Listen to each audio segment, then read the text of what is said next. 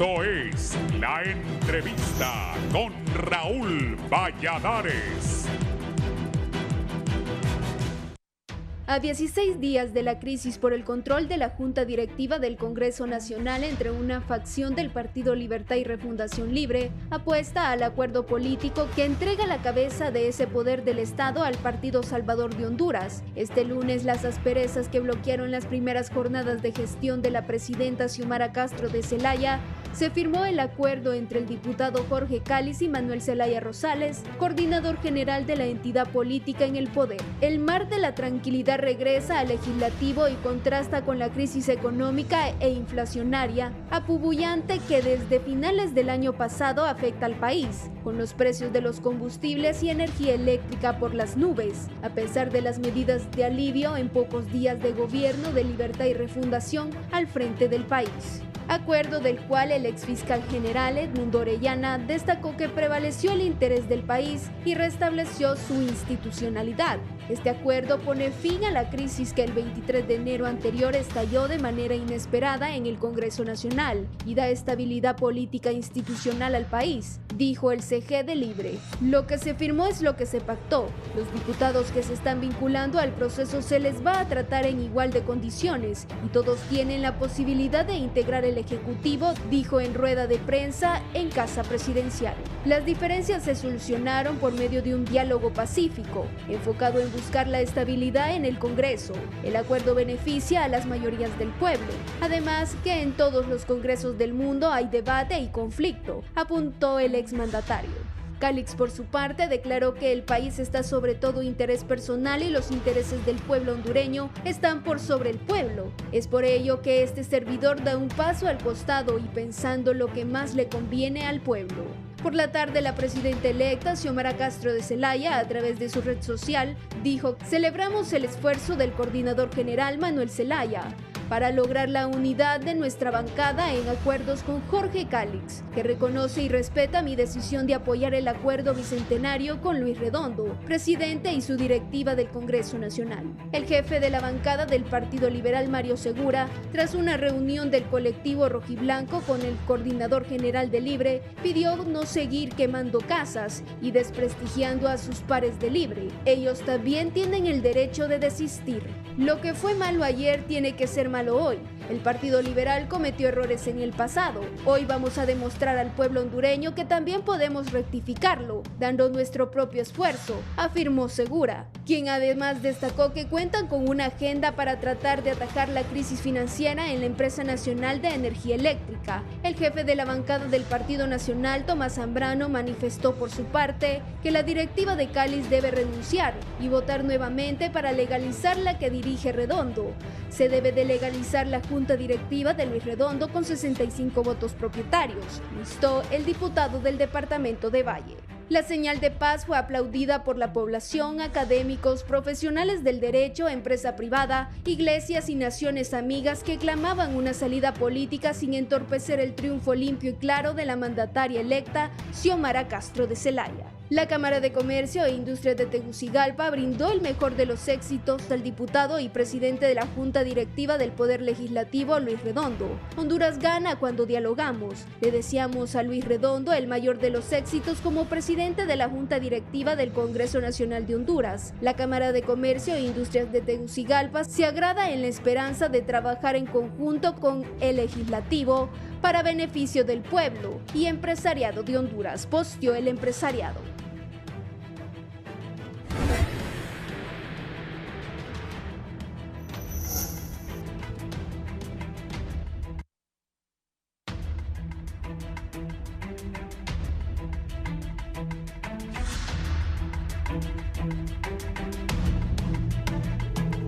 Buenos días, gracias por estar en la entrevista de Canal 11 y Radio Visión Honduras. Tengo 3 distinguidos invitados para que me analicen qué es lo que está pasando en este país. Ayer el coordinador de Libertad y Refundación, José Manuel Zelaya Rosales, se reunió con la facción que apoyaba a Jorge Cáliz. Digo apoyaba porque ayer llegaron a un acuerdo con el diputado Cáliz y el resto de compañeros de Libre del presidente Zelaya para la gobernanza. Voy a saludar a don Germán Leixelar primero. Bienvenido, Germán. Bienvenido también a ti, Raúl, que estuviste enfermo. Me alegro que estés plenamente recuperado. Gracias por la oportunidad y como siempre, pues un saludo a la audiencia. Un gusto compartir con Lester. Entiendo que con don Olvan Valladares también y pues esperamos como siempre traer un rayito de luz en medio de toda la turbulencia que vive el país. Sí. Don Lester Ramírez, director de Gobernanza y Transparencia de ACJ, está aquí con nosotros. Lester, ¿cómo está? Muchas gracias, muy bien, feliz año y bueno, estamos acá justamente también para contribuir al debate público, al debate también constructivo. Creo que hay mucho trabajo que hacer, ¿no? Creo que lo que se vio ayer fue un primer paso. Ahora tenemos que ver cómo se desenvuelve el Congreso, cómo se legaliza estos procesos. Yo creo que ese es el gran reto, ¿no? Y yo creo que también hay otro tema que se nos ha olvidado hablar un poco, ¿no? Y es para dónde va la democracia hondureña, ¿no? Que es tan importante, ¿no? Porque creíamos que un proceso electoral salva la democracia, pero también están las instituciones, ¿no? Y eso yo creo que es muy relevante también considerarlo. Sí, don Olvan. Buenos días, don Olvan. Bienvenido. Buenos días, Raúl. Muchísimas gracias por la invitación. Un abrazo a Lester y a Herman. Y sobre todo un agradecimiento a la teleaudiencia que nos permite entrar tan de mañana a sus casas en este inicio de una nueva era. Aquí estamos iniciando eras cada 24 horas y con una esperanza del pueblo hondureño de que las cosas tienen que cambiar para bien. Pero muchas veces llevamos frustraciones porque se desvían los caminos que lucen rectos, pero que de repente tienen algunas curvas que nos dejan desconcertados. Así que a ver qué podemos conversar esta mañana para introducir algunos elementos que posiblemente se le escapan a la gran mayoría de la teleaudiencia. Bueno, don Olvan, empecemos con usted. ¿Qué piensa de ese acuerdo que ha logrado Libre? También ayer don Manuel Zelaya, coordinador de Libertad y Refundación, ha tenido un buen diálogo con los diputados del Partido Liberal. ¿Cómo analiza? Hoy ya es 8 de febrero, es la segunda semana del nuevo gobierno. Gracias, Raúl. Yo he estado muy preocupado durante todo este tiempo, desde la toma de posición y posiblemente antes. En primer lugar, porque estamos ensayando un nuevo ejercicio en la manera en que se administra el Estado y particularmente en la manera en que fue conformado el Congreso, que recibió un mandato del pueblo. Y ese mandato no debe distorsionarse para acomodarlo a los intereses partidarios de nadie. Ese mandato del pueblo fue que estructuraba un Congreso repartido de tal manera que no había una mayoría mecánica y no habían imposiciones ni abusos en el Congreso de la República. Eso es lo que el pueblo hondureño ideó o deseaba desde hace mucho tiempo, un Congreso Nacional independiente, como se viene hablando desde el año 1970 por el Partido Innovación y Unidad, y era un eslogan que don Miguel Antonio Fernández tenía, un Congreso Nacional independiente. Pero nunca hemos tenido hasta este momento un Congreso Nacional independiente. Casi siempre ha sido un congresos que han obedecido las órdenes o de los caciques de los partidos o del Ejecutivo, como pasó en los últimos 2 ejercicios, uno de los cuales fue constitucional, el otro fue un golpe a la Constitución de la República con la continuidad del régimen de don Juan Orlando Hernández y cuyas repercusiones las estamos ya viendo en este momento. Todo lo que se le advirtió al presidente en aquel momento, se le dijo no se lance nuevamente, esto le va a traer repercusiones a usted que en este momento no se pueden calcular, pero le va a traer mucho perjuicio al pueblo, y esas palabras tuvieron validez. Pero como bien decía Buda, ese gran pensador oriental, todo en la vida tiene compensaciones. Decía Buda, haz el bien y la vida te va a compensar bien. Haz el mal y la vida te va a compensar. Y te compensará aquí, porque como Buda no era cristiano, para él no existía ni el infierno ni el paraíso. Y en efecto, aquí se pagan las deudas, aquí se pagan las facturas y hay que estar con mucho cuidado. Yo quiero empezar, Raúl, diciendo que alabo, respaldo todos los esfuerzos que se hacen sencillamente para generar un clima de confianza y de armonía en todos los poderes del Estado, y particularmente en el Congreso de la República, donde es un crisol de posiciones políticas y donde están obligados a sentarse a dialogar en cualquier tema que se ponga.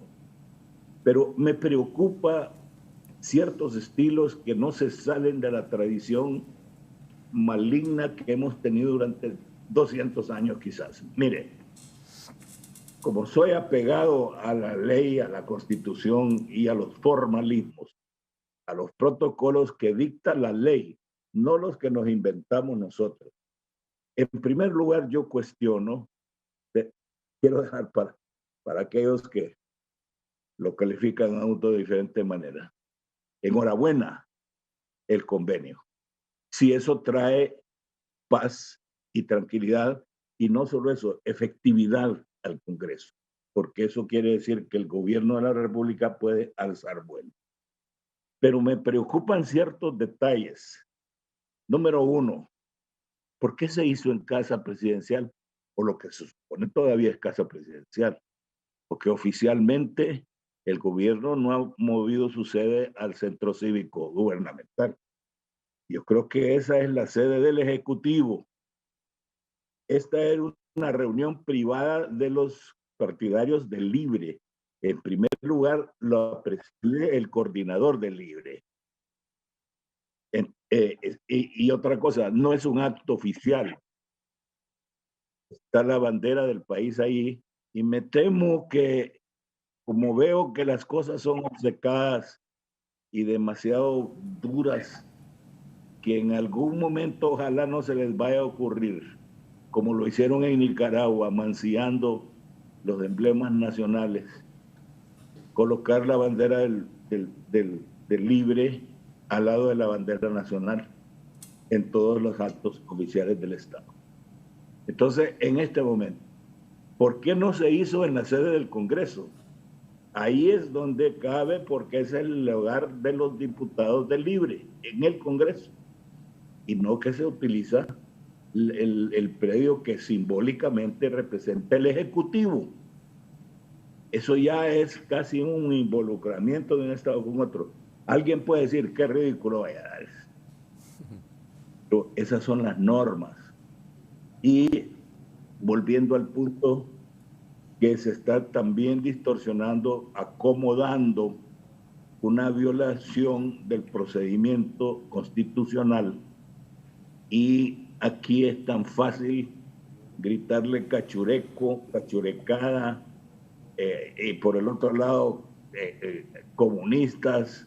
Son epítetos que se utilizan para la defensa de los débiles. Por ejemplo, se está cuestionando la validez, y aquí tenemos a Germán, abogado también, la validez de la directiva hasta este momento de don Luis Redondo.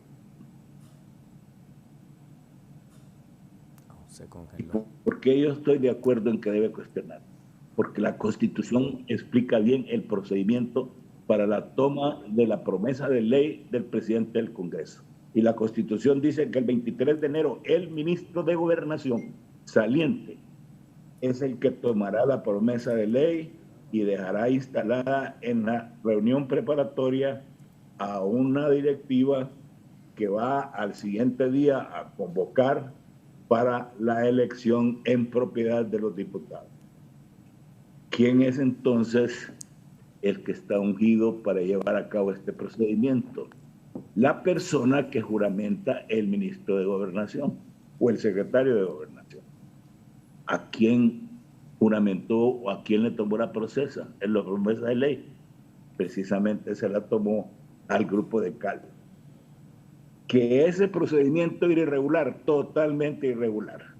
Se violentaron los procedimientos parlamentarios se violentó el derecho de elegir y ser electo, que conlleva implícitamente el derecho de proponer candidatos en una asamblea. Y eso se evitó utilizando una trampa. Y discúlpenme que digregue en este asunto, pero es importantísimo que el pueblo hondureño entienda dónde están las trampas en el Congreso. Y lo digo como testimonio, no es que me contaron, ni que he leído por ahí, ni que estoy prejuiciado por alguien, sino que lo viví precisamente y viví el momento en que se creó la trampa.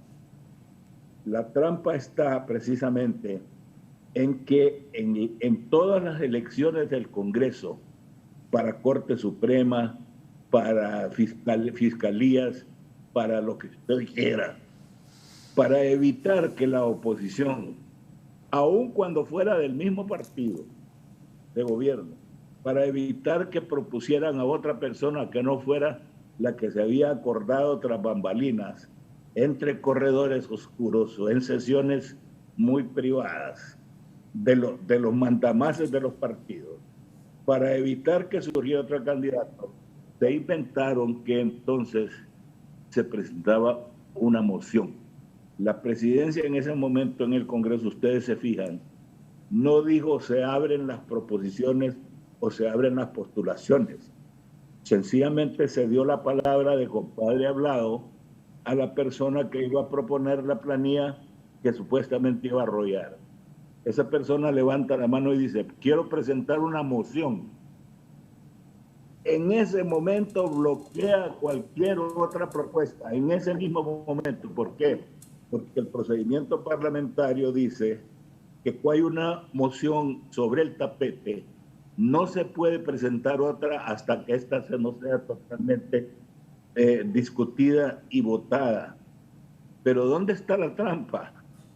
Parte de la trampa, Raúl, que entonces la persona que presenta la moción inmediatamente dice que la votación se haga levantando la mano. Y la presidencia no pregunta nunca si hay quien secunda la moción, que es parte del procedimiento parlamentario.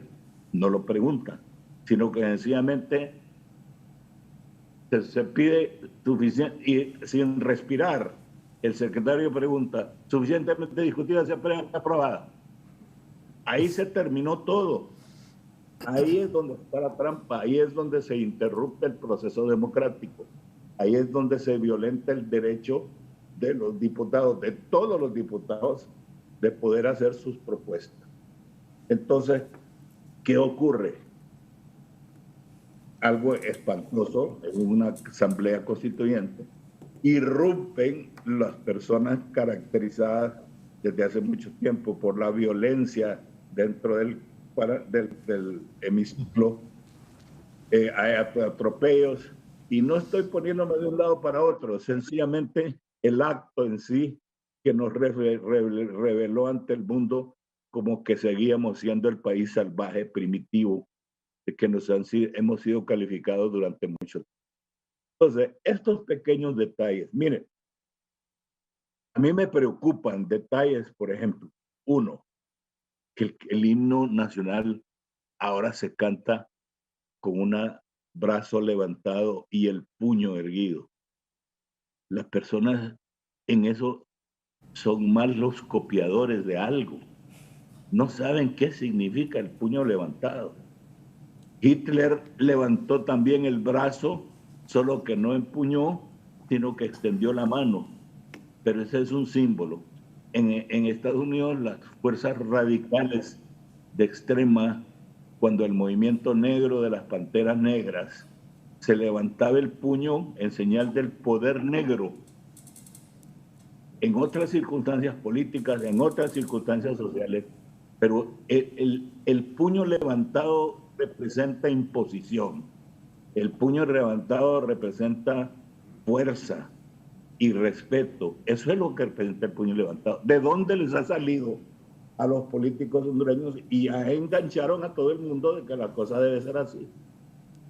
A mí se nos enseñó en la escuela que el himno nacional se canta con la mano sobre el corazón. Entonces, me preocupan esos pequeños detalles y me preocupan porque entonces estamos cimentando, estamos creando una plataforma que no está de acuerdo con los valores hondureños, los valores morales, los valores cristianos y los valores cívicos. Y eso tenemos que reflexionar y pedirle a los congresistas, que es otro importante. Mire, se satanizaron a los que se atrevieron a discutir las órdenes de más arriba. Se satanizaron. Incluso hubo alguien ahí que protestó porque dijo que se le había ido a quemar llantas a su casa, que había recibido amenazas a muerte. Y esto no me lo estoy inventando, salió en todos los medios de comunicación. Esas actitudes son actitudes propias de los de regímenes dictatoriales y opresivos. No podemos en Honduras, a estas alturas que estamos a la cola del mundo en el desarrollo de todos nuestros valores, continuar con esas prácticas. No se puede, imposible. Son pequeños detalles que el pueblo hondureño tiene que irse fijando. Y hay un pedimento a libre, un pedimento de ser. Ya dejemos de estar viviendo en el pasado. Honduras no va a adelantar si no cambiamos de objetivo. Discúlpeme. Estamos remembrando, miren, la misma amnistía, que el concepto de amnistía es amplio, suficiente y general, con las excepciones del caso. Y esas excepciones no es que se inventan, las excepciones están en la ley, en la Constitución y en los tratados. No se puede nunca condonar actos de corrupción en ningún tipo de amnistía. Y no se pueden acomodar actos de corrupción y disfrazarlos bajo el manto de figuras políticas. Imposible. Y ahí, si se aplica la ley en general, van a ser beneficiados de todos los colores. Personajes que nosotros hemos estado durante muchos años pidiéndole al cielo que se haga justicia, porque no podemos continuar apañando precisamente este tipo de actitudes. Aquí me quedo y posiblemente ya no pueda volver a hablar más porque ya abusé. A lo que no, siempre estoy en contra del abuso y yo soy el primero que lo. Gracias, Raúl. Bueno, yo creo que don Olvan, bueno, primero le quiero agradecer, ¿no?, por esta cátedra de sensatez y de visión política, ¿no? La verdad es que siempre nos dijeron de que los mayores hay que aprender, ¿no?, y respetarlos. Yo creo de que nos acaba de demostrar de que hay mucha historia en el Congreso Nacional que tal vez, ¿no?, las generaciones más jóvenes no estamos atendiendo y respetando, ¿no?, que es algo muy importante. Yo creo que sabemos que en el Congreso Nacional, ¿no?, desde que se instaló o desde que se ¿no?, aprobó la Constitución del 80, no ha habido, ¿no?, ese proceso deliberativo cuando se instala una legislatura, ¿no? Incluso ni se publican en la Gaceta, ¿no?, las juntas directivas que se conforman, ¿no? Entonces yo creo que son lecciones nuestras que debemos mejorar. Creo de que también, y como le decía al inicio, ¿no?, a mí me parece que debemos como tomar un paso atrás y ver qué es lo que está pasando en el país, en términos macro, ¿no? Y en términos macro, lo que está pasando es que estamos viviendo una transición, pero no solo una transición de gobierno, sino una transición de país. O sea, es decir, hay un sentimiento de que cuando se tuvo las elecciones en noviembre y ahora que se tomó posesión del nuevo gobierno, el país estaba transicionando en términos de política pública, en términos de cultura política, como la que está hablando don Olvan, y eso está afectando se puede decir, los diferentes sectores y se puede decir procesos que tiene el país. No solamente procesos legislativos, no solamente procesos internos de un partido político, sino también la manera como nosotros como hondureños nos vamos a ver de ahora en adelante, en estos próximos 4 años. Y lo está diciendo claramente don Olvan, ¿no? Hay símbolos que se están cambiando, pero también hay contradicciones de valores, ¿no? Tenemos unos valores cimentados en la historia y eso no lo podemos cambiar. Entonces yo creo que es importante entender ese momento que estamos viviendo histórico. Sabemos de que el Partido Libertad y Refundación tiene reivindicaciones políticas, tiene un proyecto político legítimo, ¿no?, de muchos años y que se debe respetar, ¿no? Han habido actos de violencia, han habido, ¿no?, situaciones donde el mismo Estado ha accionado contra diferentes tipos de activistas sociales, medioambientales, de derechos humanos, y hay que reconocer esa realidad, ¿verdad? Pero también hay que reconocer de que en estos procesos de transición, si no fortalecemos la democracia, si no fortalecemos las instituciones, ese tipo de justicia reivindicatoria que está pidiendo Libre y que lo está haciendo a través de los decretos, no va a tener realmente un efecto de sostenibilidad en el país. Y esa es la verdadera preocupación, de que el día de mañana va a venir otro partido político, va a ganar otro proceso electoral y va a volver a cambiar de nuevo todas las reglas del juego, va a también buscar, ¿no?, amnistías, y va a buscar también utilizar las mismas instituciones del Estado para lograr sus proyectos políticos. Y eso creo que es preocupante, ¿no? Entonces yo creo que hay que tomar esto con calma. Es una transición, no solamente una transición de gobierno, es una transición de país. Y en esta transición de país todos estamos involucrados, no solamente un partido político también. Germán. Sí, bien.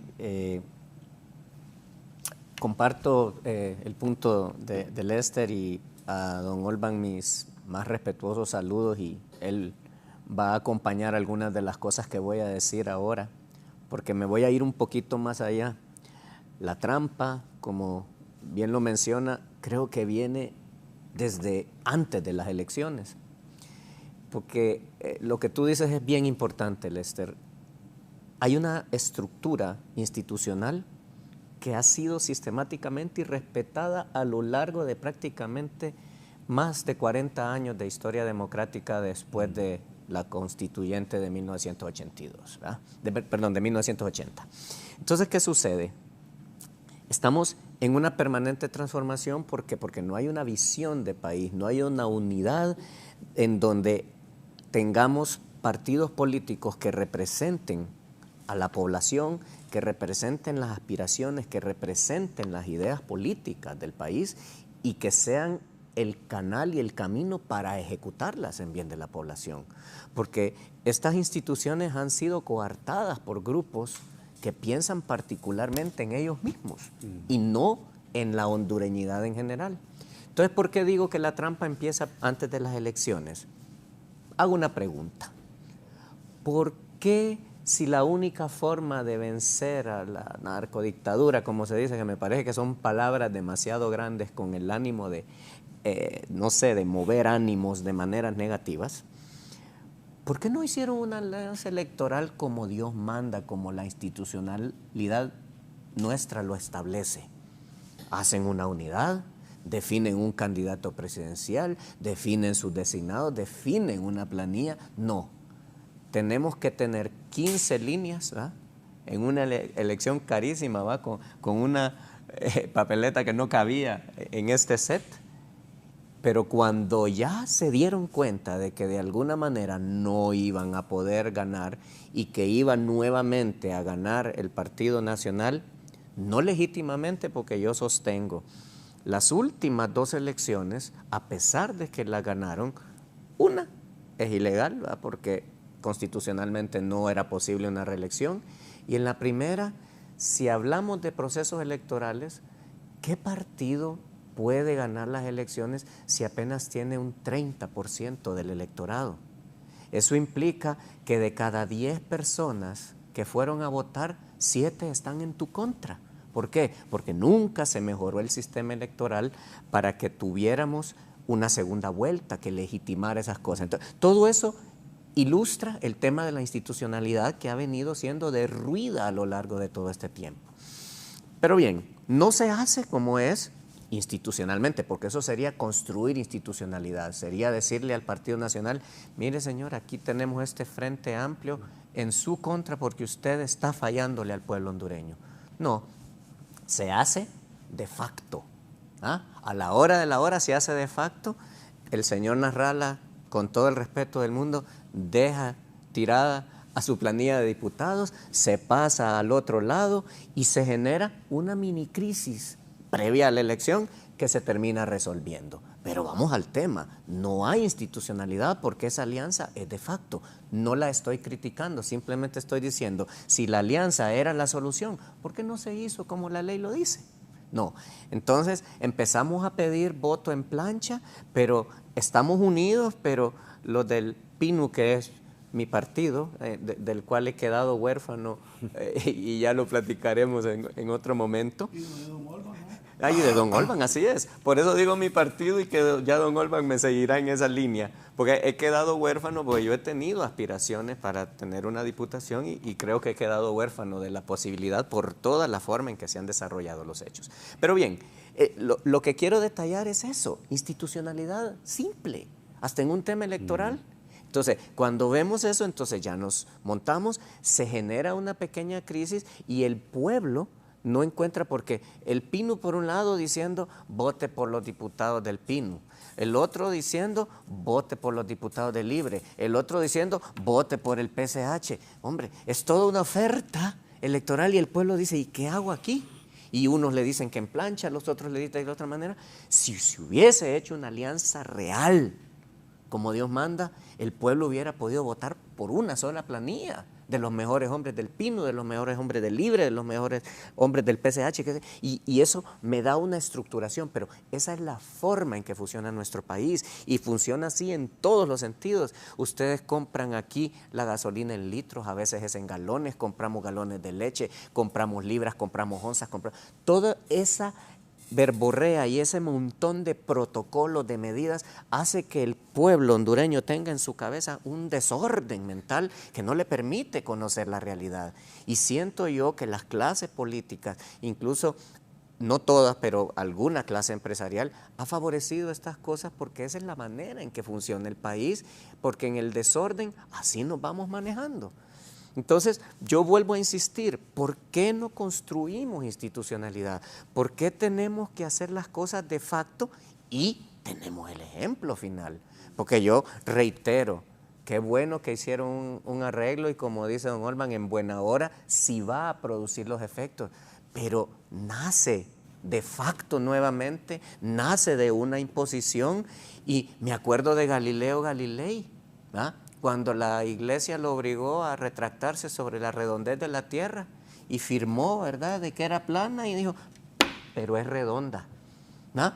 Ese es el pacto que hubo ayer. Firmó para que no lo mataran, exactamente, ¿no? firmó para que no lo mataran. Para que la Inquisición no lo quemara, ¿no? Lo iban a ejecutar. Entonces, sí, siento que es un poco lo mismo y si nos están escuchando los actores de toda esta situación, yo quiero decirles con todo el respeto del mundo, no trato de atacar, trato de que traigamos conciencia de que hagamos las cosas adecuadamente, porque se sigue alimentando odio, se sigue alimentando de división.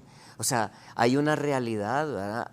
La propuesta que tenían de la junta que presidía Calix tenía 84 votos contra 48 que siguen siendo los que sostienen a Redondo. Entonces, digo el tema, si ya llegamos a un acuerdo político producto de toda esa falta de respeto a la institucionalidad, hombre, ¿qué perdemos con repetir una elección, buscar un mecanismo para que se legitime?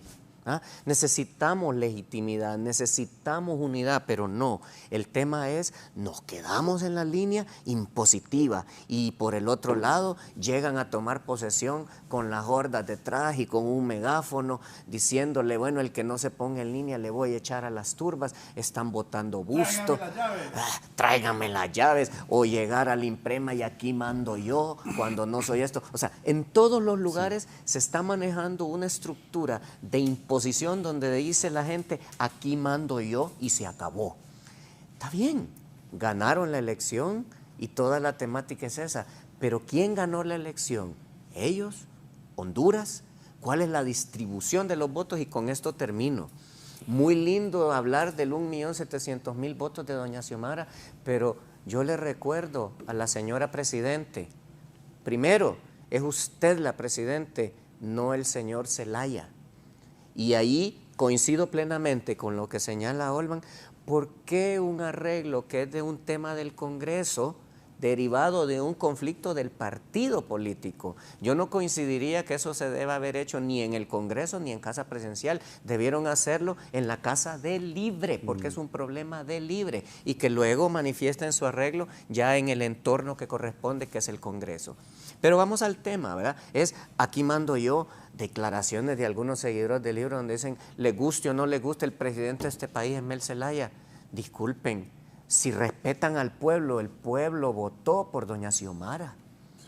Es 1.700.000 votos de doña Xiomara, pero vuelvo a recordarles, esos votos son producto de una unión de facto de un montón de fuerzas políticas. Si hubiese sido 1.700.000 votos de una unidad política hecha como correspondía, nadie podría estar diciendo que son sumatorias porque habría una unidad. No, pero no, es una división unida para ir en contra de una situación y eso genera ruido. Y vuelvo a reiterar, ¿qué pasa si el resto de los votantes, que son casi 400.000 de los liberales, más 1.300.000 de los nacionalistas, dicen, ve, si nosotros también somos pueblo, aquí tenemos una fuerza muy similar a la que tiene doña Xiomara, que nos vamos a ir a Darriata a ver quién puede más?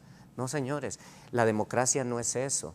Ya hay una votación para el Ejecutivo, hay una votación sabia, me parece, del pueblo hondureño, a pesar de todo el ruido que generaba esto, donde dejó una estructura congresista que tiene que discutir las cosas, que tiene que sumar ideas, que tiene que llegar a consensos para toda la población, no para un grupo.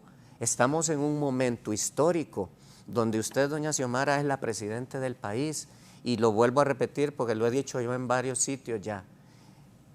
Tome posesión de su cargo, empodérese, presida. Usted es la presidenta de Honduras y representa a toda la hondureñidad, a todas las mujeres de este país, y siento que de alguna manera le están quitando el protagonismo y que se están imponiendo cosas que no son buenas para el país. Perdón si me extendí, pero quería hacer eso.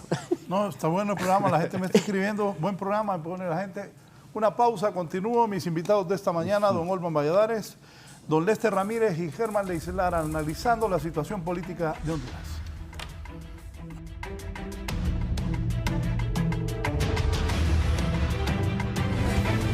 Ya volvemos con más de la entrevista con Raúl Valladares.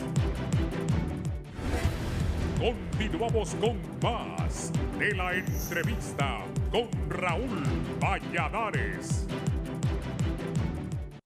La estrategia anunciada por el gobierno de Argentina de diversificar las relaciones económicas con China, con inversiones millonarias en dólares, estableciendo un marco conjunto inclusivo y que contribuya al desarrollo sostenible, se producen en medio de la grave crisis económica que golpea al país sudamericano con una inflación del 50.9% en 2021. Dentro de la estrategia económica de China de formar un nuevo eje económico mundial, en el contexto de la iniciativa de la Franja y la Ruta El Gigante Asiático, ve en Argentina un país que puede brindarle el acceso a una gran diversidad de recursos naturales y alimentos a gran escala. Argentina es el 20º país de América Latina en integrarse a dicha iniciativa. Los acuerdos incluyen el intercambio de monedas o swap que China fue firmando con distintos países del mundo que permiten trabajar en las monedas nacionales, en este caso en pesos y yuanes. Dado que el intercambio comercial se realiza en las monedas nacionales de ambos países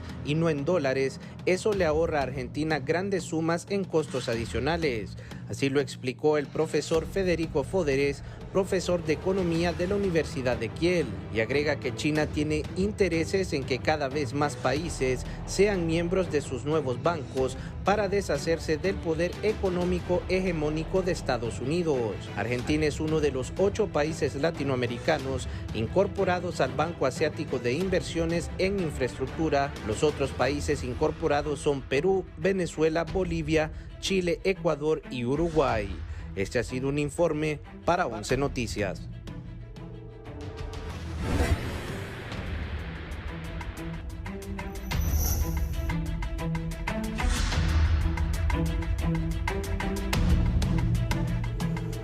Bien, los proyectos de ley ya aprobados por el Partido Nacional piden ser ratificados, van a ser ratificados o no por los 128 diputados.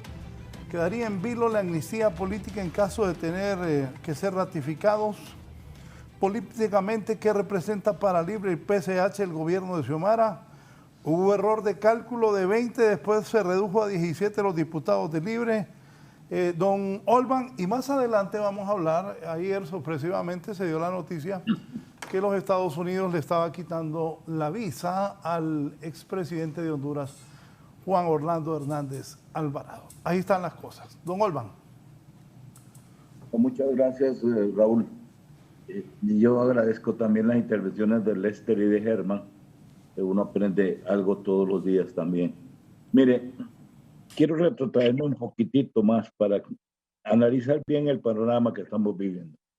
Me preocupan las actitudes y en ese sentido quiero recordar una reunión, un almuerzo que sostuvimos allá cuando estábamos en la gran disputa y la gran controversia en relación con el continuismo del abogado Hernández en la presidencia de la República. Y recuerdo que el embajador de los Estados Unidos nos preguntó a 3 invitados que tenía si estábamos de acuerdo con el abogado Hernández en el sentido que Honduras estaba cambiando. Y yo recuerdo que le dije, mire, embajador, la verdad es que sí está cambiando. Yo estoy de acuerdo con el presidente. Tenemos una carretera CA5 que es para los patrones centroamericanos una maravilla de carretera. Estamos ampliando nuestros puertos, estamos generando mejores mercados, etcétera, etcétera.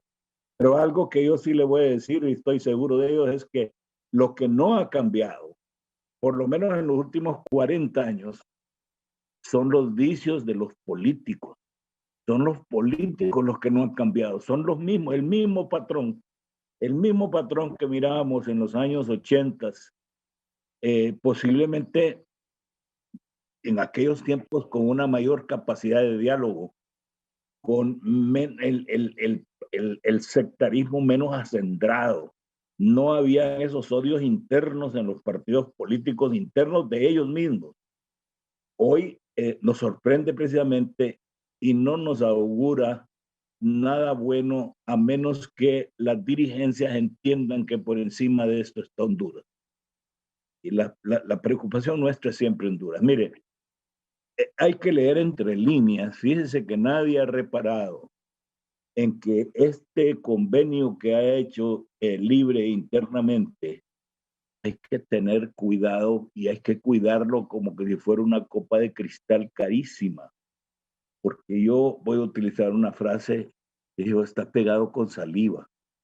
¿Y por qué estaba pegado con saliva? Primero porque es obvio que hubo una imposición, un amedrentamiento, una terrorización de un lado para el otro. En un abanico de opciones, desde la amenaza personal hasta la expulsión, hasta la diatriba, la calificación de traidor, todo eso se suscitó abriendo heridas que son muy difíciles en un partido de sanar, pero verdaderamente es muy difícil. Y eso no lo digo porque si fuera un político cualquiera, yo diría que se maten, que se destruyan ellos mismos, pero la institucionalidad no puede ser esa. Libre es un partido político que ahora representa importancia crucial en la vida del país y debe estar unido en conceptos, en criterios, pero sobre todo en actitudes. Ya leyeron el pronunciamiento que se hizo para el Congreso. Se fijaron que en algún momento cuando ellos citan las declaraciones de los personajes, citan a Calix y citan a Mel Zelaya. En algún momento Calix utiliza la palabra lamentablemente y se refiere a lamentablemente presidido por el señor Luis Redondo. ¿Qué quiere decir eso? Que lo que ha habido es un armisticio, no es un tratado de paz. Lo que han hecho es suspender sus actitudes. Y yo diría, enhorabuena, porque por la actitud y la tranquilidad del pueblo hondureño está bueno que lo hayan hecho, pero de aquí en adelante que funcionen alrededor de los principios objetivos del país, de Honduras. Señores, si no entendemos las señales que han venido de los mercados internacionales, si no entendemos que el problema de la ENE y el problema va a llegar el de Hondutel, y sin embargo quedo sorprendido de que se nombra una persona que no está calificada para poder manejar una institución en quiebra como es Hondutel. ¿Cómo nombra Montoya? Sencillamente por sus atributos políticos, que no los discuto, pero necesitamos gente fresca, joven, nueva, con ideas. ¿Qué es lo que puede aportar un viejo político igual que yo? Si lo que se necesita en una institución de esas es colmillos, experiencia, pero en materia de comunicaciones, ese es otro mensaje que nos manda la Presidencia de la República en este momento, donde hay un hierro, hay una equivocación, y no quiero demeritar yo al abogado Montoya, que se dedica a las leyes, que para eso fue formado, y que se dedica a la política, pero no manejar una institución como esa. Entonces, me preocupan estas señales, Raúl, honestamente. Y quiero tocar otro punto también muy crucial. Miren, fíjense que en este momento ha aflorado el caciquismo en los partidos políticos. Yo lo sufrí eso, yo rabié en el Congreso en mi momento, protestaba porque no se permitía a los diputados que tuvieran su libertad, que se convirtieran en verdaderos representantes del pueblo y no representantes de las cúpulas partidarias. Ahorita nosotros nos hemos enfrascado en la disciplina partidaria. ¿Qué quiere decir la disciplina partidaria? Quiere decir sencillamente que están maniatados, están con un bozal los diputados. No puede ser. Yo fui diputado y en un par de ocasiones recuerdo que estuve en contra de las posiciones de 2 o 3 personas en mi directiva de mi partido, y yo sostuve mi libertad y mi independencia. Si no es así, señores, eliminemos los 129. Aquí están, reduzcamos el número de diputados del Congreso. No, quitemos todos los diputados del Congreso en ese sentido, y que cada partido nombre 2 personas, y que esas decisiones las toman entre 10 o 12. ¿Para qué pagar 129 si las decisiones las toman 2 o 3 personas? No lo entiendo. Entonces hay que respetar la potestad de un representante del pueblo para que él pueda expresar también en el Congreso. Pero hay bozales ahí toda la vida. Y hay unos que son bozales impuestos y otros bozales que se autoimponen. El diputado que asiste 4 años u 8 años, porque hay diputados que tienen... Bueno, yo conozco una diputada que yo salí del Congreso hace casi 20 años y ella ya tenía, y duré bastante tiempo, y ella ya llevaba, es más, creo que ahorita se le nombró vitalicia, por Dios santo, si ya vitalicia, ya había sido como 30 años en el Congreso, y jamás la vi levantar la mano ni proponer nada, sencillamente porque era una representante del partido político en su tierra de origen, pero la función de diputado, de generar leyes y de discutir, no se cumplió. Entonces, volvamos, Raúl. Don Olban, solo por curiosidad, ¿era del Partido Nacional? Sí.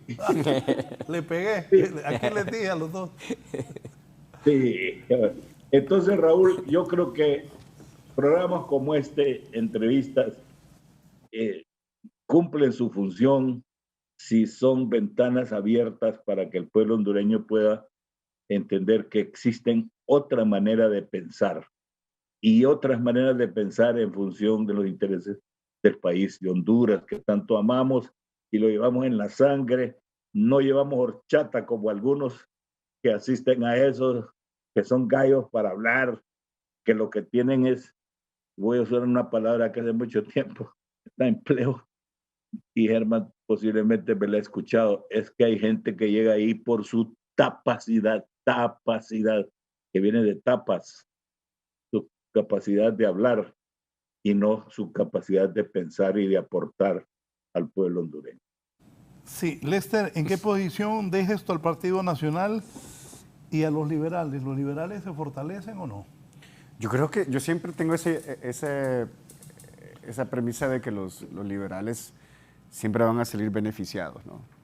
Son el intermediario de este juego político, a pesar de que para algunos pueden decir de que se acercan mucho al nacionalismo, que no tienen todavía o han perdido votos en las elecciones, pero los liberales son, ¿no? Dentro de este sistema multipartidista siempre hay polarización, ¿no? Siempre hay polaridad, y ellos se van a mantener en medio, buscando realmente las oportunidades que el conflicto político y la negociación les pueda brindar. Entonces yo creo que salen beneficiados en el sentido de que si el día de hoy, que se van a juntar en el Congreso, se ratifica, por ejemplo, Luis Redondo, que eso implicaría ir a votar de nuevo y que también el Partido Nacional esté en el hemiciclo, ¿no? Si no quiere votar, no tiene que votar, pero al menos estar simbólicamente presente ya es un reconocimiento de la autoridad de Luis Redondo como presidente del Congreso. Eso al Partido Nacional le puede generar beneficios, ¿no? Y eso es parte de la negociación que se está dando, ¿no? Beneficios en las Cortes Supremas, en el Ministerio Público, oportunidades también de colocar personas en el gobierno, y otros beneficios que la política hondureña siempre está en negociación. Entonces yo creo que el Partido Liberal está, ¿no? en una situación de oportunidad. Creo que el Partido Nacional también tiene oportunidad de hacer bien las cosas, ¿no? Y yo creo que el reto aquí está, licenciado y Germán, es si realmente vamos a ratificar a Luis Redondo o lo vamos a dejar tal como está. Y el debate es eso. Si se deja en el momento como está ahora, explíqueme, si lo dejas así, ahí queda Luis Redondo. Bueno, no tiene las formalidades constitucionales, es decir, básicamente hay un rompimiento constitucional, porque no se está dando, ¿no? Y cumpliendo con los formalismos que la ley establece, la máxima ley que es la Constitución, y eso lo dijo don Olvo Valladares y todo el mundo lo reconoce como tal, es decir, a Luis Redondo se le tiene que revestir de esa formalidad, ¿no? Y eso únicamente lo da la Constitución, no lo da una decisión interna en el hemiciclo, ¿no? Porque si esa decisión interna se da, igual van a tener que reformar la Constitución. ¿Me explico? Entonces, pero para reformar la Constitución se le tiene que dar la formalidad, se le tiene que revestir de esa solemnidad a Luis Redondo y a esa junta directiva. El problema que podríamos tener más bien es que si no se ratifica, acordémonos que la ratificación es por 4 años, ¿no? Si no se ratifica, queda un vacío legal que en cualquier momento se le puede presentar una moción para revisar ese proceso, desde el mismo Congreso Nacional. Es decir, en algún momento que Luis Redondo ya no cumpla, ¿no? Alguna agenda de algún partido político o de alguna fuerza política, fácilmente puede haber una moción dentro del mismo Congreso para revisar ese proceso. Y eso lo pone en una situación a Luis Redondo también de inestabilidad jurídica, porque no tiene esa facultad de estar como presidente y de estar en esos 4 años, ¿no? Acordémonos de que las juntas directivas se revisan cada 2 años en nuestro proceso constitucional y el presidente se mantiene, ¿no? Explíquenme algo. Yo no tengo el placer de conocer a don Luis Redondo, nunca he hablado con él. Nunca lo he visto. Sí, yo di la noticia que él iba a ser el presidente del Congreso, porque una fuente me dijo. Pero Luis Redondo, es que vi que hasta te reíste. Luis Redondo no juramentó a doña Xiomara. Es justo lo que estaba pensando, nos conectamos. Por eso, porque no tiene esas formalidades constitucionales. En la vida en Honduras, desde que Roberto Sazo Córdoba asumió, que le dio Policarpo Paz. Así es. Yo nunca había visto eso. ¿Y entonces? Bueno, ya que me das la pelota, sí, precisamente en eso estaba pensando. La juez que fue llamada ahí para juramentarlo muy hábilmente. Y todavía lo regaña la juez. Sí, se sacude porque la podían meter a un ruedo de ilegalidad y ella le dice, no señor, es inconstitucional. Y ni siquiera se dirige a él como diputado. Le dice ingeniero Redondo. ¿Ah? O sea, ni siquiera... Lo menciona porque alguien le dice, claro, menciónelo. Y entonces... No, que esto es ilegal, dije, no, la Constitución se lo prohíbe. Parafraseando un cantautor español, ¿verdad? O sea, en política las cosas más inverosímiles pasan, ¿verdad? Entonces, por acuerdos políticos, el río Choluteca podría pasar de agua chocolatada a agua pura y prístina, así, por arte de magia, ¿verdad? Cosa que es imposible. Entonces, ¿a qué vamos? A mí me parece terrible, y lo digo con todo respeto, porque justo en eso estaba pensando. Tanto bochinche, tanto problema, tanta imposición y al final ni siquiera la juramentó. ¿Por qué? Porque saben que hay una deficiencia en cuanto a su nombramiento. La juez muy hábilmente lo retoma y el hombre queda sosteniendo un micrófono. ¿Ah? O sea, es terrible, ¿va? Porque es incluso una falta de respeto. Pero entonces, ¿qué es lo que sucede? Yo vuelvo al tema de la institucionalidad, que es fundamental. Y voy a jalar esto al ruedo del ámbito mío en lo laboral, en las empresas, porque al final es un tema de lo mismo. Tú tienes una empresa donde no hay estructuras, donde no hay parámetros, donde no hay procesos, ¿y qué ocurre? Que la persona hace las cosas como cree que las debe hacer. Y eso genera un desorden y genera que una empresa no prospere adecuadamente. Si yo soy jefe de recursos humanos, Raúl, y tú me caes bien, yo te trato bien. Y él me cae mal, yo lo trato mal. Pero si hay un proceso que dice, no señor, es que no me importa si le cae bien o le cae mal, lo tiene que tratar así. Sí.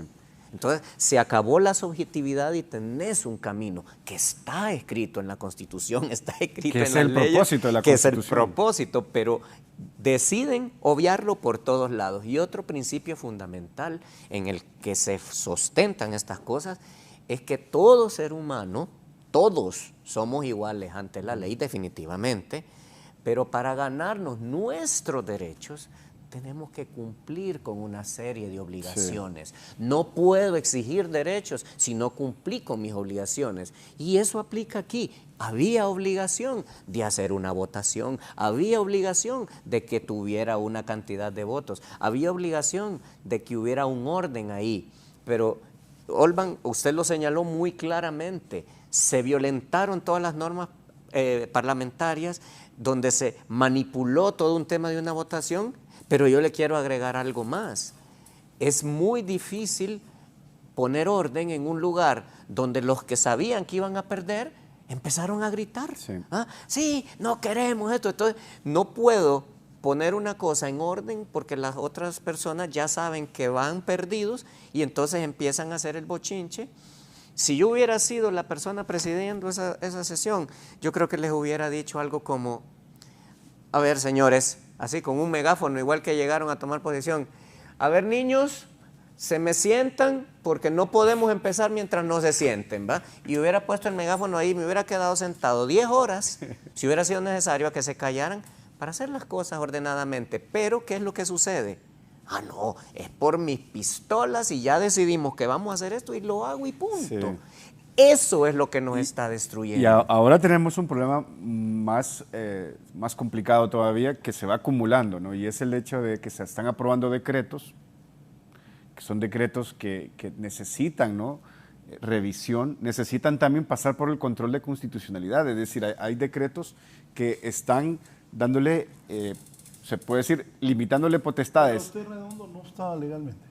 No, ninguna de las dos juntas directivas. Por eso es que hay que hacer la votación de nuevo. Y el día de hoy, por eso espero que eso sea el espíritu de la reunión en el Congreso, ¿no?, de que se acuerde, ya que hubo un primer acuerdo político interno, ahora falta el acuerdo político externo. Por eso yo digo, y soy de la opinión de que la crisis está solventada en un 50% todavía. Un detallito bien breve. Si respetamos los residuos de legalidad que han quedado ahí. No, pero para vos, Redondo, ¿está legalmente o no? No, es más legal la de Calix que la de él, pero volvemos al tema. Ambas tienen visos de nulidades, ambas tienen visos de ilegalidad. Ya vas a hacer que le gana a Calix de echarse para atrás. Es que es complicado. La realidad, mira, o sea, ellos presentaron una moción con 84 votos y a Redondo lo manejaron con 48, desde ahí empezó. Y el día que se instalaron 2 sesiones, había prácticamente 196 diputados. Y solo son 128, ¿me entiendes? Sí. O sea, jugando con la figura de los suplentes y todo. Es un desorden. O sea, y vamos al tema.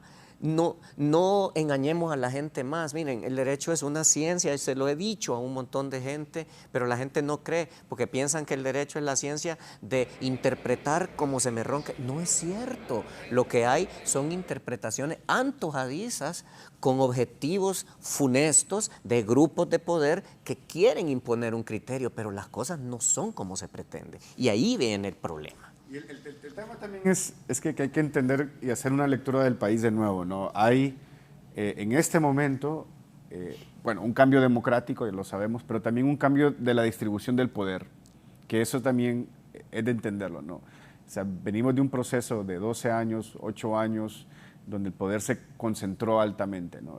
Ese poder concentrado debilitó, en algunos casos hasta destruyó instituciones. Lo que tenemos ahora es una institucionalidad muy débil. Así es. Y muy vulnerable a la concentración del poder. Así es decir, es fácil, ¿no? Transicionar de un modelo de alta concentración a otro modelo de alta concentración. Así es. Es más difícil más bien transicionar de un modelo de alta concentración a un modelo horizontal de pesos y contrapesos. Y por eso soy del criterio de que en estos momentos, además de fortalecer, ¿no?, el proceso legislativo, se tienen que fortalecer las instituciones de control, es decir, el Ministerio Público. Por eso también el debate que estamos teniendo de la Procuraduría, ¿no? Es decir, por eso son los argumentos nuestros también. Es decir, necesitamos fortalecer la democracia. Un proceso electoral no le va a asegurar a una democracia funcional, saludable, donde las libertades se respetan. Se tienen que fortalecer las instituciones, lo que estamos diciendo, y la pirámide de esas institucionalidades es el marco constitucional. Sí, por eso somos del criterio de que si queremos hacer las cosas bien, si ya hay un acuerdo de que Luis Redondo se quede, bueno, fenomenal, pero ratifíquenlo a través del proceso parlamentario que la Constitución manda. Legitímenlo. Así es. Esa es la palabra. Y entonces yo creo que ese es el reto. Si no, vamos a estar con un Congreso que nace y trabaja bajo una ruptura constitucional. Y perdón que meta la cucharita solo para cerrar. No hacer eso es dejar abiertas las puertas para que un montón de cabezas calientes empiecen a cuestionar cada decisión, que metan recursos de amparo permanentemente, y eso puede generar un desorden, a menos, y perdón que lo diga, que esa sea la intención, ¿va? Que ese sea el propósito, para también jalar a la Corte Suprema a que se pronuncie sobre X cosa y empezar a atacar a la Corte Suprema también. Y eso sería lamentable, porque eso no es bueno para el país. Sí. Antes de la pausa voy a ir con don Olvan Valladares. Don Olvan, ¿cuál es la situación del presidente del Congreso? Bueno, de don Luis Redondo, ¿cuál es la situación de Luis Redondo para usted?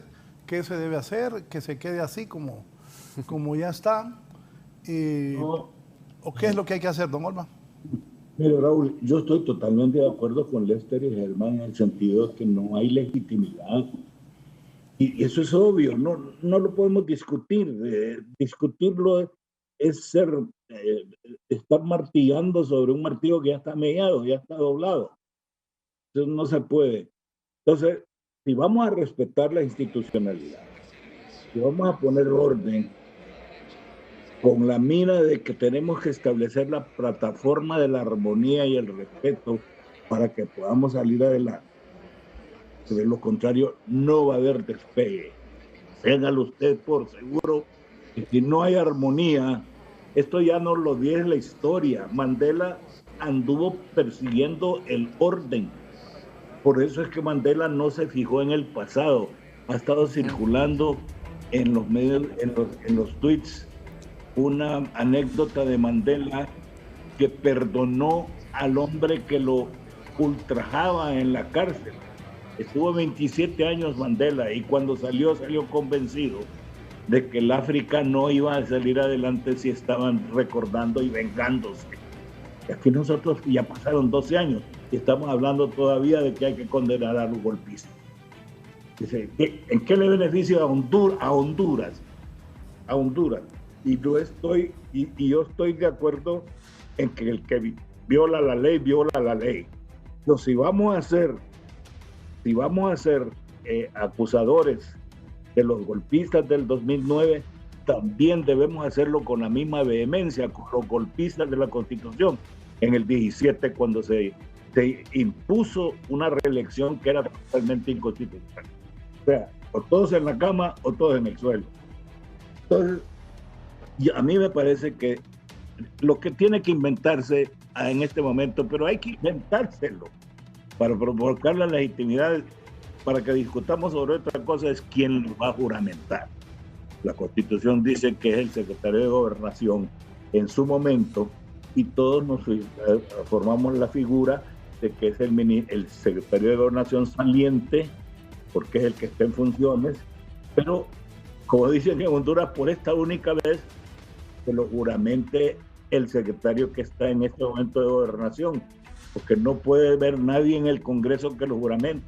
No lo puede juramentar la presidenta de la República, ni puede ser Mel Zelaya el que lo juramente, no puede ser o Narrala.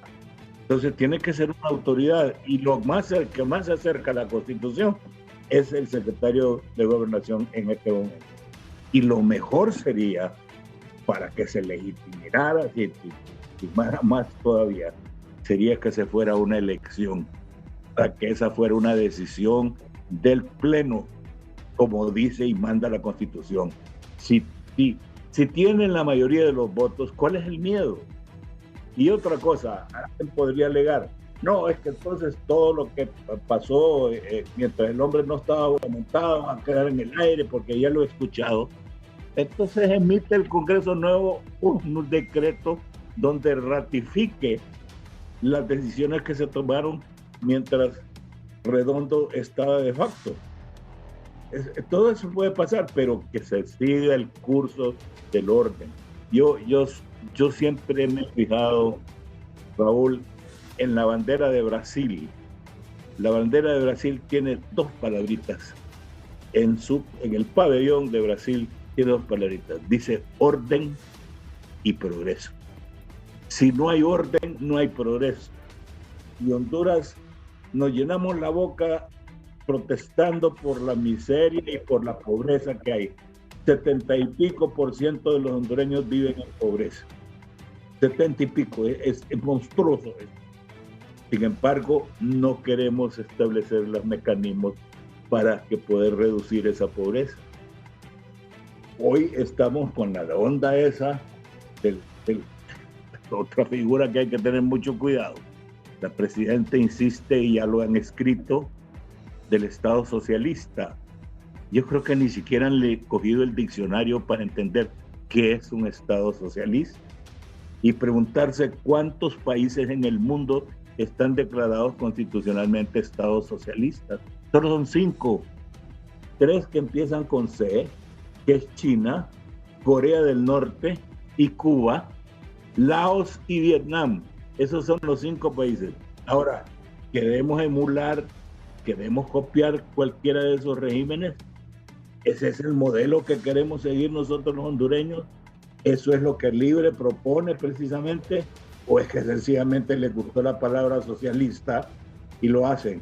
No es lo mismo una socialdemocracia, no es lo mismo un socialismo democrático que un Estado socialista. Son dos cosas totalmente diferentes.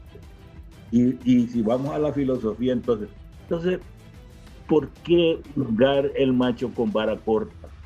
¿Por qué revivir los temas de conflicto que provocaron precisamente ese acto inconstitucional e históricamente deplorable del 2009? ¿Por qué? ¿Por qué insistir en eso? Esos voceros, esos heraldos de esos valores, no de valores, de esos principios políticos, ¿por qué insisten en eso? ¿Por qué saben que eso abre heridas en el pueblo hondureño? Y no solo eso, espantan precisamente a aquellos en quienes nosotros dependemos para que pueda haber progreso en el país. No hay inversión si no hay tranquilidad. Entonces, por Dios santo, pensemos en el país por algún momento y no pensemos en doctrinas desfasadas, doctrinas fallidas, fracasadas en otros países ya. Y Honduras necesita algo autóctono, algo nuevo, nuestro. Si es necesario volver a las políticas de los mayas, volvamos a los mayas que fueron florecientes en su momento, y nosotros en términos comparativos estamos mucho más abajo que los mayas, sencillamente. Sí, voy a hacer una pausa, luego vengo con don Olvan, con don Lester y también con don Germán para hablar de la decisión del gobierno de los Estados Unidos que le ha quitado la visa al expresidente de Honduras, el abogado Juan Orlando Hernández. Así son los norteamericanos. Dejó de ser presidente el hombre, le quitaron la visa. Una pausa y continuamos.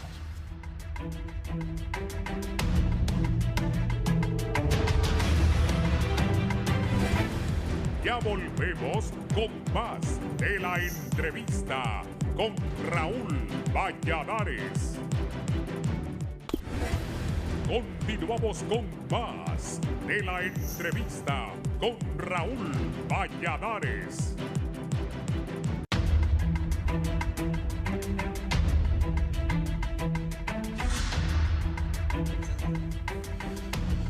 Bien, poneme una nota que te mandé ahí, por favor. Si sos tan amable. Ahí está, dice el secretario Anthony Blinken. Estados Unidos, no te preocupes que con esa pantallota que tenemos aquí, la veo bien. Estados Unidos está promoviendo la transparencia y la rendición de cuentas en Centroamérica al hacer públicas las restricciones de visa contra el expresidente de Honduras, Juan Orlando Hernández, debido a acciones corruptas. Nadie está por encima de la ley, dice el secretario Anthony Blinken de los Estados Unidos. Don Lester. Bueno, creo que es algo que para muchos no nos sorprende, ¿no? Creo que es parte de la política de los Estados Unidos. Creo que este es un mensaje inicial. No creo que va a ser la última actuación del gobierno de los Estados Unidos. Bueno, la misma representante Norma Torres lo dijo ayer también en un tuit, que este es el primer paso. Creo de que lo que hay que pensar también es un poco de que, en todo caso, ¿no? Y aquí creo que siempre tenemos que mantener, si estamos hablando del constitucionalismo y estamos hablando de la legalidad, la presunción de inocencia en estos casos, pero siempre hay redes, ¿no? Y yo creo que eso es lo que preocupa también, que no solamente es el expresidente Juan Orlando Hernández, sino eventualmente también pueden ser personas también de sus círculos cercanos, familiares. Y yo creo que ese es un mensaje, ¿no? Como lo decía anteriormente, vivimos 12 años de una alta concentración del poder. Cuando hay esa alta concentración del poder, el poder se vuelve sumamente discrecional. ¿Qué quiere decir eso? No respeta, ¿no?, el marco legal, no respeta el marco social de convivencia. ¿Por qué? Porque el poder se considera el propio Estado, se considera, ¿no?, el reflejo de la sociedad que hay, y por ende tiene toda esa discrecionalidad de decidir por todos nosotros y actuar como le plazca, ¿no? Y ese creo que es la gran lección que siempre yo estoy repitiendo cuando hablo de estos debates que se están dando, ¿no? Tuvimos 12 años para aprender y ahora es evitar volver a caer en esos errores, ¿no? 12 años para aprender de que los poderes tienen que ser independientes, de que los procesos se cumplen porque eso nos mantiene en orden y nos mantiene, ¿no?, estructurados en un objetivo común que es el bienestar del país. Tenemos que también tener, ¿no?, una sociedad plural. Por mucho que no nos pueda gustar, ¿no?, algunos sectores más conservadores o más progresistas, todos forman parte de Honduras. Y yo creo que esas son las lecciones que necesitamos seguir, ¿no?, repitiendo ¿no?, cumpliéndolas a través de nuestros comportamientos como individuos y como sociedad también, ¿no? Y entonces la preocupación es esa, ¿no? Si estos procesos, ¿no?, que vienen desde los Estados Unidos continúan, van a tener también que tener la colaboración de la justicia hondureña. Y ese va a ser también el gran reto que va a tener la justicia hondureña, sea quien sea de titulares, ¿no? ¿Pero por qué le quitan la visa? Bueno, porque acordémonos de que hay un procedimiento administrativo. Esto es un procedimiento administrativo y son potestades que tiene el Departamento de Estado. Pero ¿no? mire, ¿cómo son los gringos, va? Se la quitan ya cuando no es presidente. y tampoco lo explican, ¿no? ¿Cuáles fueron los motivos, no? ¿Te reís? Miren. ¿Y por qué te reís? Es que, miren, ya da risa, pues, y vamos al tema. Coincido con lo que decíamos tras cámara, ¿verdad? O sea, qué lástima que sean así las cosas, ¿verdad? De que las cosas se den vueltas, solo termina la presidencia y viene esto, pero yo creo que no analizamos a profundidad lo que pasa.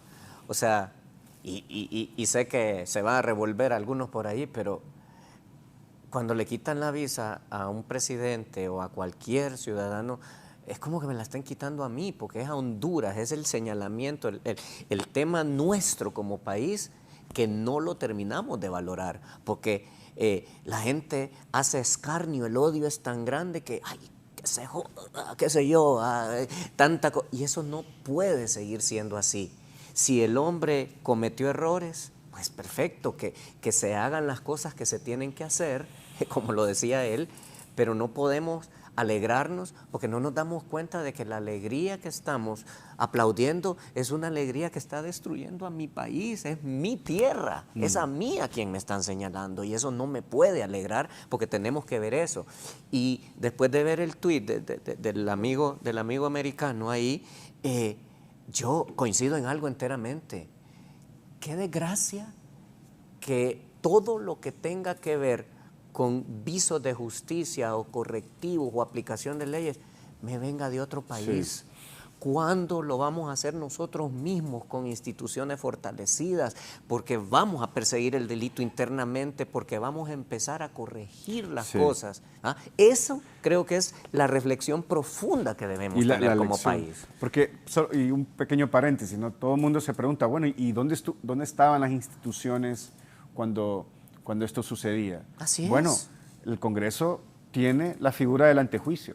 Hubo intentos, ¿no? Claro. Hubo intentos de hacer un antejuicio, que es prácticamente una investigación preliminar para no quitar el fuero presidencial, o sea, la inmunidad presidencial, si se puede decir. Las instituciones estaban ahí, no quisieron cumplir su mandato, que es el antejuicio, y ahora por eso tenemos situaciones donde tiene que venir una instancia internacional y condenar los comportamientos de una autoridad pública, ¿no? ¿Sí?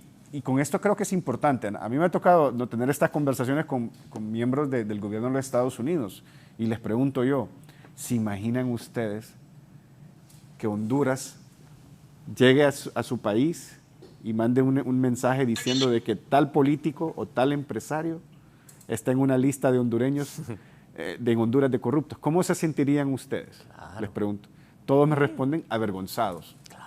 Y es lo que tú dices, ¿no? Es un sentimiento de vergüenza. En vez de celebrar, deberíamos realmente decir, ¿cómo podemos evitar que esto vuelva a suceder? Correcto. Y para eso necesitamos jueces independientes, un Congreso Nacional que legisle adecuadamente, no que legisle para la coyuntura del momento del país, que tengamos, ¿no?, procesos de selección donde exista la meritocracia, donde se vea la experiencia, donde conozcamos si son profesionales de derecho, qué han hecho en su vida, tanto como profesionales en la vida privada como también en la judicatura, ¿no? Entonces son temas esos son los pasos donde nosotros vamos construyendo esa institucionalidad que tanto queremos, ¿no? Claro, pero no se ve, ¿verdad? No y cuando ves lo que está pasando, vaya, señalo dos cosas muy puntuales. La presidente es Xiomara y el que habla es Mel. Y el presidente del Congreso es Luis Redondo y el que habla es Russell Tomé. Desde ahí vemos cómo la imposición, el desorden permanente se está dando. Y reitero, para los amigos que están gobernando el día de hoy, no lo digo con negatividad o por escarnio, porque no, reflexionemos, tenemos que caminar en una dirección distinta, porque esta dirección no nos lleva a nada positivo. Don Olvan, ¿y usted qué piensa de esto, de esta decisión de los americanos? Mire, Raúl, las políticas del Departamento de Estado del gobierno norteamericano siempre será un enigma, particularmente para estos países que no nos dedicamos a estudiar, a recordarnos sencillamente los eventos históricos, cómo han reaccionado, cómo han manejado, manipulado los norteamericanos precisamente hay algo muy interesante que he reflexionado yo. Mire, Fíjense ustedes que en ese mensaje de Blinken a el expresidente y exgobernante Hernández se le está señalando la eliminación de su visa. Estoy hablando del mensaje de Blinken. ¿Por qué? Por corrupción, por sus acciones de corrupción. Ahí no menciona, en ese mensaje oficial, no menciona la palabra narcotráfico. Entonces, ¿qué me asalta a mí la duda? Conociéndolos cómo han actuado en los últimos 100 años en este país. Sencillamente que de repente había, compadre, platicado en este asunto del narcotráfico. Puede ser que los gringos valoren y digan, bueno, el hombre estuvo involucrado en el narcotráfico porque aceptó, según las declaraciones de los testigos, que ellos tienen, sean estos amañados o no estén amañados, porque aceptó sobornos para manejar su campaña política. Entonces, en la escala de 1 a 10, ese es un pecado de 4. Lo vamos a tratar de 4. Entonces, esta es una, perdón, ¿quién es el que ha estado insistiendo en que el narcotraficante, aparte de ser corrupto, es Torres? Pero Torres solo es una senadora, una diputada, que tiene mucho peso porque es una persona que tiene es muy vociferante, es mediática, la gente incluso en los Estados Unidos le pone alguna atención, alguna. No crean ustedes que en Estados Unidos esta noticia trasciende como trasciende aquí en el país. Entonces, uno nunca sabe cuáles pudieron haber hecho, y no lo vamos a saber, los arreglos privados entre el Departamento de Estado, la DEA y el abogado Hernández. No lo sabremos. Que van a ser los arreglos que van a regir las decisiones que tomen de ahora en adelante. Yo estoy ahora pensando, bueno, de repente se van a quedar ahí nomás en la eliminación de la visa. Porque van a alegar, pienso, que el hombre no utilizó el sistema bancario norteamericano, que es un pecado horrible y es un motivo precisamente para encarcelamiento, no lo utilizó para ubicar ahí los dineros mal habidos. Entonces, si no lo utilizó, no nos metemos. El hombre no fue el que llevó directamente ni contribuyó directamente. Estuvo en otras posiciones, les ayudó a meter presos, les ayudó a extraditar 20 no sé cuántos capos de la droga. Eso todo es un arreglo. Por eso es que Hernández le envía a Menéndez un correo reclamándole y le dice, ¿a dónde está usted? Cuando nos sentábamos a hacer negociaciones y a platicar, ¿a dónde estaba usted cuando las otras oficinas del Departamento de Estado y las oficinas de la DEAT alabaron el trabajo que estábamos haciendo? Entonces, no hay que aventurarse ni decir que las cosas van a ir por determinado camino, porque, repito, siempre será un enigma la política de Estados Unidos. Ocurrió esto en Panamá con Noriega, muchísimos años anteriores, que no se recuerda a la gente, con el Shah de Irán. Cuando dejó de ser Shah de Irán, le soltaron las tuercas, aflojaron las tuercas y lo dejaron que incluso pagara con la cárcel, el exilio, después de haber sido un aliado importantísimo para los Estados Unidos. Entonces, esperemos a ver qué pasa. No comamos ansias, vamos a ver. Para muchos es posible que estén ansiando, pero como digo yo, y repito, y avalo las palabras de Herman, es Honduras la que sufre con esto. Cuando en Europa y en Asia y en Rusia se comenta, es el presidente de Honduras, no es Juan Orlando Hernández porque ese es un honorable desconocido, es el presidente de Honduras el que ha sido encausado, y eso sí nos daña la imagen del país. Así es. Gracias, don Olman. Agradezco su participación esta mañana. Ya estamos en la despedida. Don Lester, gracias también. Muchas gracias por la invitación. Muy interesante el Germán, programa. El licenciado Valladares, don Olman, que siempre tengo bastante cariño y respeto. Creo que, de nuevo, ¿no? Creo que ayer se firmó y se llegó a un acuerdo. Ese acuerdo es el 50% de la solución de la crisis. Ahora, el siguiente 50% es en el Congreso Nacional. Y eso implica qué nivel de legalidad le vamos a dar a la Junta Directiva de Luis Redondo y cómo se le va a dar esa legalidad. Si es a través de, ¿no?, una revisión del proceso y de nuevo las elecciones o algo ad hoc, que esperemos de que sea dentro del marco constitucional también. Claro. Pero lo importante aquí es retornar, ¿no?, y regresar al orden constitucional que ahora mismo en el Congreso todavía sigue siendo incierto, ¿no? Gracias a don Lester Ramírez, que es el director de Gobernanza y Transparencia de ACJ, abogado Germán Leicelar. Gracias también en sus comentarios finales. Sí, gracias por el espacio. Ha sido un gusto compartir con Lester. A Olman Valladares, mis respetuosos saludos. Siempre es un placer escuchar análisis con tanta profundidad.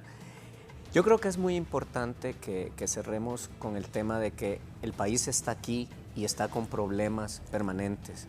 Se hace tanto señalamiento. Ahora me comentaban, no sé si es real, que parece que están sustituyendo toda la dirección de la policía a nivel nacional ahora en este momento. No sé si eso es real. Si es real, hay que ponerle ojo también. En este momento, según tengo entendido, hay más matanzas que las que había a este momento en años anteriores. Hay más muertos, hay más avionetas. Es decir, los problemas están ahí. Y estar perdiéndonos en una lucha absurda de temas de poder o de egos políticos no tiene ningún sentido. El país nos necesita y tenemos que avanzar. Las personas tienen que tomar posesión de sus cargos donde les corresponde.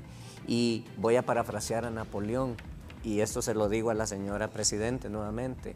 Decía Napoleón que cuando usted tiene un ejército de leones liderado por un perro, van a la pelea y pierden como perros los leones. Pero cuando tiene un ejército de perros liderados por un león, esos podrán morir, pero van a pelear como leones hasta el final. Y yo le diría, usted tiene 1.700.000 votos, sea ese león, empodérese, llevemos las cosas adelante y cada quien cumpla con su papel desde el Congreso, desde el Ejecutivo, desde el Legislativo y en general para un desarrollo de la nación, que es lo que necesitamos y aspiramos todos los hondureños.